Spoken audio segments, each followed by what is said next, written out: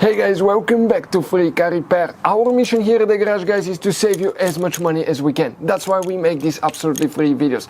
Let's go ahead and start on it now. Which fuse we need to check for the radiator heater control valve, guys. If you look right here, we're demonstrating on 2016 F-150. You have two different fuse boxes. So we'll need to work on the fuse box that's located under the hood, and if you open your hood and you come right behind your car battery, you're going to see a fuse box cover that will look like that. You open that cover, guys, and once you open it, you will see a fuse box layout that looks just like this one. This is the front of your F-150. This is towards the back, towards the windshield side. Before we continue, let's explain why it's important to test fuses and relays. That way you don't waste time and money.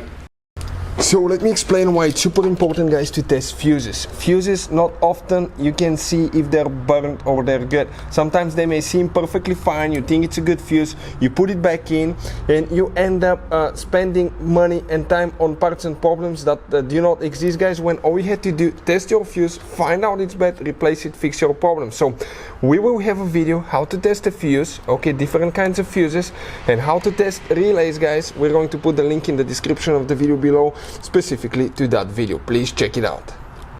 So here, guys, you can see you will have different kinds of relays, fuses that could be really hard to find, expensive, overpriced, and we recommend, guys, to keep some spares in the glove box so you're not stuck in the middle of nowhere if you blow a fuse or relay.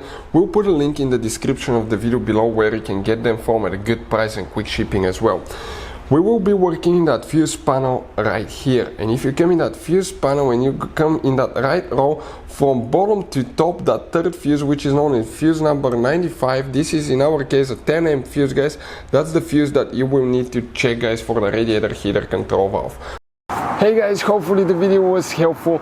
If you have any questions, don't hesitate to let us know. Leave a comment below. We'll try to make a video for your specific problem. Like, subscribe, comment, let us know what you think. And guys, by the way, we have more than 19,000 free repair videos on our YouTube channels, videos that can save you thousands of dollars in repairs. Thank you for watching and see you next time.